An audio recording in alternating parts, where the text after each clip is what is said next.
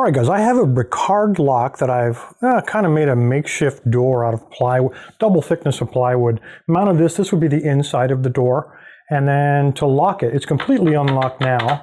To lock it, you turn this thing twice, and that would go into the door jamb fitting that would be located on the inside.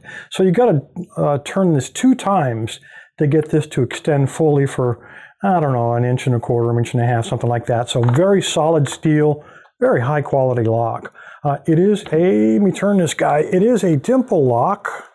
Get this. All right, guys, so this would be fully locked, and 1, 2, this would be fully unlocked. It's going to stick out a little bit, but that's because I'm incompetent in measuring.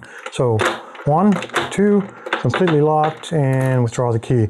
I think autofocus is probably working a little better now, and you can see there's an awful lot of really nice high-low, high-low, high-low bidding on this guy. A couple other things. First of all, I want to keep this as realistic as possible. There would be a door jamb here. So normally I'd like to take this multi-pick tensioner, slide them right there. That would be perfect. It'd give me great control of that core. Unfortunately, the door jamb would be in the way, so this really wouldn't be fair. Another choice, of course, would be from here. But then when I do that, I notice that through the camera, you can't really see where I'm working, and that wouldn't be a very good choice. So I'm going to have to compromise on my tensioning for both of us. I'm going to use one of these guys. Probably too wide.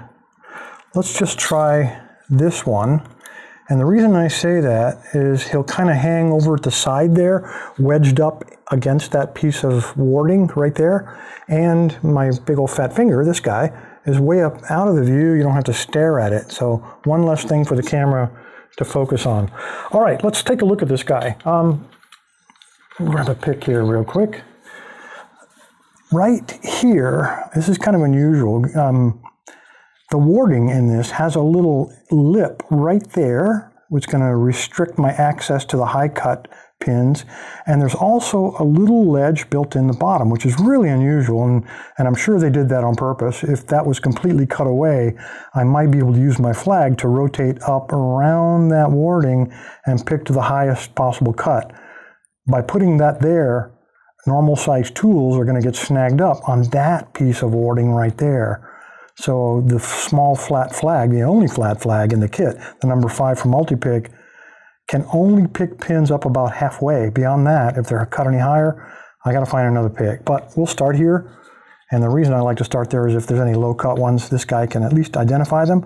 I'm going to put some pretty heavy tension on this lock. You can tell by the way that's kind of flexing. Oops. I'm going to flex that about like that. So good tension. And I'm forcing the binding. And let's see if we can find somebody.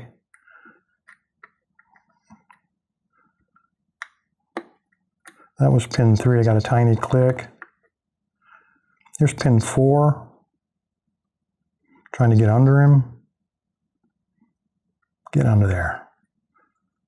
I'm going to have to let off a little bit on the tension to get under him. I got a little click. And nobody else back there. So we'll just bring him back, start in the front again.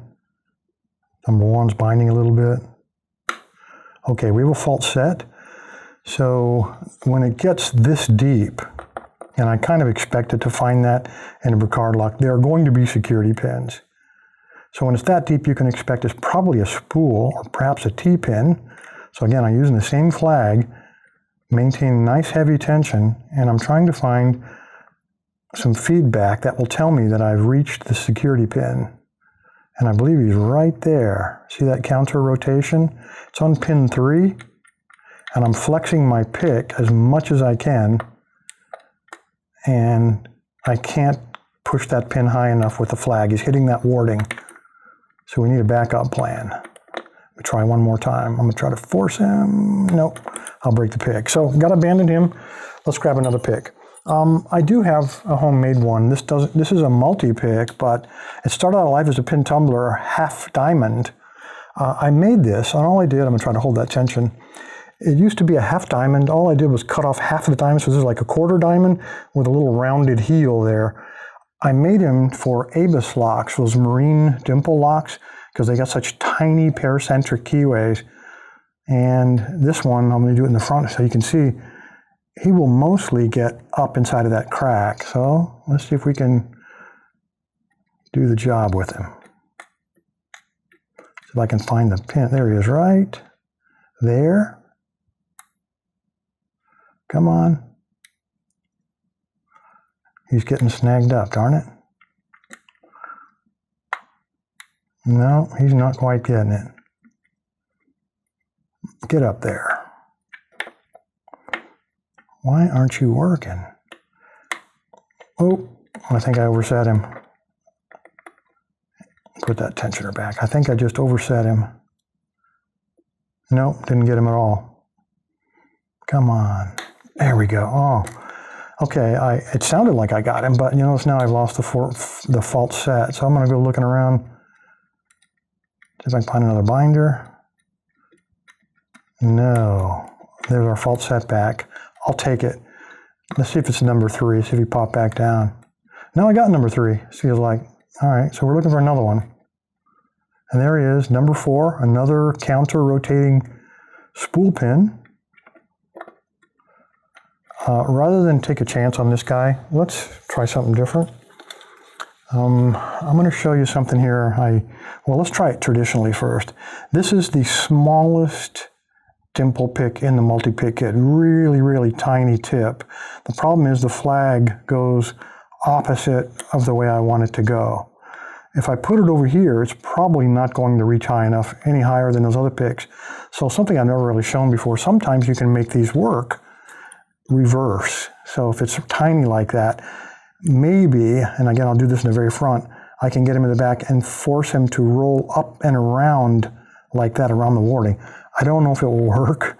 If it doesn't, then I'll deny I ever said this, and you'll never see the video because I'll destroy all evidence. Okay, I'm on the pin right. It was like right there. Deep, deep. Oh, and there we go. All right, real deep spool pin. All right, so let's go ahead and rotate this guy around. Watch the bolt.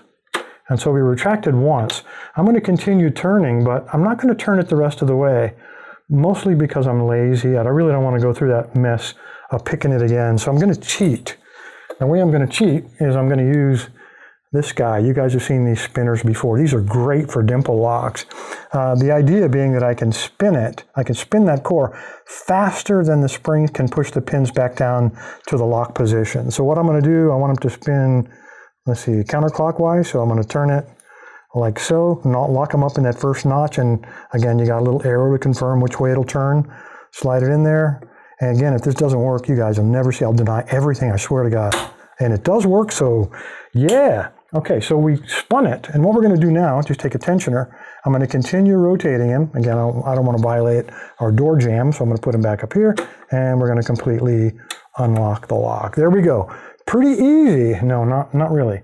This is the Bricard Deadbolt. Just an excellent lock. If you're looking for a very, very paracentric dimple lock that contains a lot of security pins, this is the one you guys want to look at. Anyway, guys, appreciate your time. Stay safe. Stay legal.